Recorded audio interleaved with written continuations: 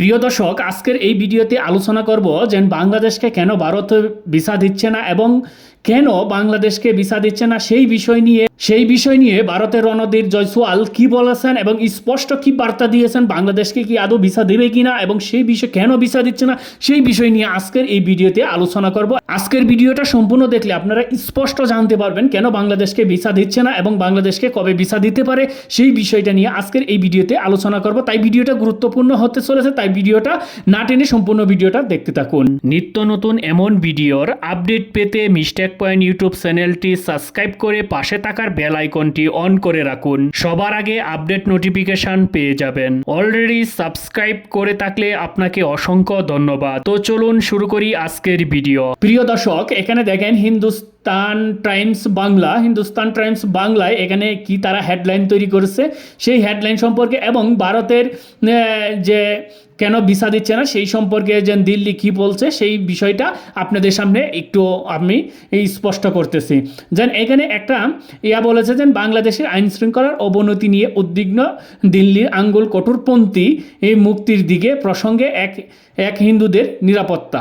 বাংলাদেশের আইন শৃঙ্খলা পরিস্থিতি নিয়ে এবার উদ্বেগ প্রকাশ করে মুখ খুলল দিল্লি। সে দেশে সংখ্যালঘু হিন্দুদের উপর অত্যাচার নিয়ে বিদেশ মন্ত্রকের মুখপাত্র রণধীর জয়সওয়াল মুখ খুললেন।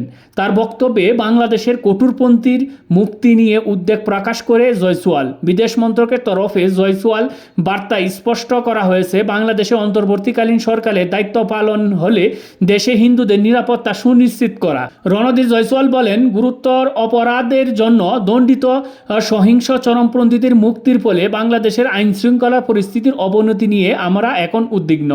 এছাড়াও বাংলাদেশের হিন্দুদের উপর অত্যাচার নিয়ে খড় ভাষায় বার্তা দেয় দিল্লি। সাব বার্তা দিয়ে বলেন, বাংলাদেশের জন্য ধর্মীয় প্রতিষ্ঠানগুলোকে রক্ষা করা এবং হত্যা এবং অগ্নিসংযোগ সহ সহিংসতা অপরাধের কোনো রাজনৈতিক পার্থক্য ছাড়াই বিচারের আওতায় আনা নিশ্চিত করা অন্তত গুরুত্বপূর্ণ।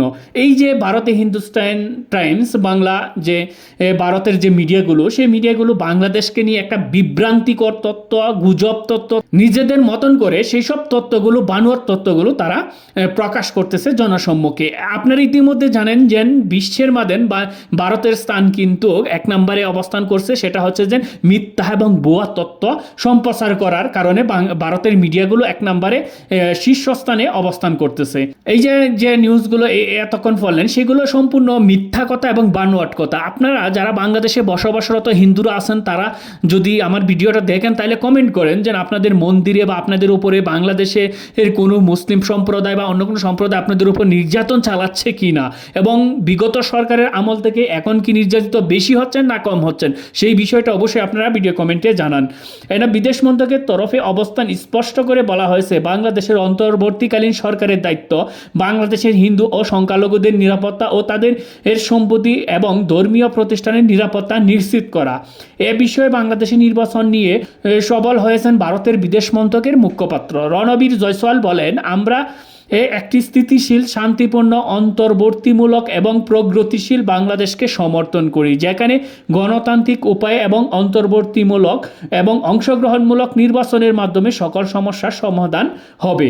প্রিয় দর্শক, এই থেকে আপনারা কি বুঝতে পারছেন? এই থেকে একটা স্পষ্ট ক্লিয়ার বার্তা দিচ্ছে দিল্লি যে বাংলাদেশের ভিসা যে জটিলতা এবং ভিসার যে সংকট সেই সংকট এখন পর্যন্ত সমাধান হয়নি আর হবেও না। এটা কখন হবে? এখানে কিন্তু ইনি একটি কথা বলছেন যে আমরা একটি স্থিতিশীল, শান্তিপূর্ণ, অন্তর্বর্তীমূলক এবং প্রগতিশীল বাংলাদেশকে সমর্থন করি, যেখানে গণতান্ত্রিক উপায় এবং অন্তর্বর্তীমূলক এবং অংশগ্রহণমূলক নির্বাচনের মাধ্যমে সকল সমস্যা সমাধান হবে। মানে বিষয়টা হচ্ছে যে নির্বাচিত সরকার না আসা পর্যন্ত ভারত কখনোই আর ভিসা খুলবে না, যে ভিসা জটিলতা আছে সেই ভিসা জটিলতা থাকবে। আর এইসব মিডিয়াগুলো আরও কিছু নিউজ সম্প্রচার করছে, সেগুলো আমরা আপনাদের সামনে উপস্থাপন করি। এখানে বলছে, যতই তেরিং বিরিং করুক না কেন সেই ভারতের কাছেই আসতে হলো বাংলাদেশকে।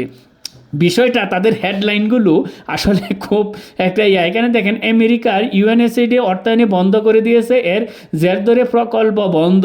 মানে বিষয়টা হচ্ছে ভারতের যেসব প্রকল্প বাংলাদেশে চালু আসছিল শেখ হাসিনার আমলে এবং ঋণ নিয়েও চালু ছিল, সেই প্রকল্পগুলো যখন এই শেখ হাসিনা সরকার পতন হয়েছে, পতন হওয়ার পর অন্তর্বর্তীকালীন সরকার ডক্টর মোহাম্মদ ইউনূস যখন এসেছেন সেইগুলো বন্ধ করে দিয়েছে। সেইগুলোকে আবার চালু করার জন্য ভারতের সাহায্যে বাংলাদেশে চলা বিভিন্ন প্রকল্পে ভারত ঋণ দিয়েছে বিগত হাসিনার আমলে। সেই সব প্রকল্পে ভবিষ্যৎ নিয়ে আলোচনা করতে সাম্প্রতিক দিল্লিতে বাংলাদেশের প্রতিনিধি দল এসেছিল বলে জানিয়েছেন ভারতের বিদেশ মন্ত্রকের মুখপাত্র রণদীপ জয়সওয়াল। এই প্রকল্পগুলো নিয়ে উভয় দেশের প্রতিনিধি দলের কথাবার্তা আলোচনা বলে জানিয়েছেন। যাই হোক, তারা যে কথাগুলো বলে তাদের কথার যে ইয়াগুলো দেখেন, এইগুলো দেখে একটা হাস্যকর বিষয় মনে হয় যেন আসলে এইসব উস্কানিমূলক ভারতের মিডিয়াগুলো কথা বলে যেন বাংলাদেশের সাথে যেন একটা সুসম্পর্ক, সেই সুসম্পর্ক বর্তমান সরকারের আমলে কখনোই হবে না এবং সেটা কখনোই হবে না।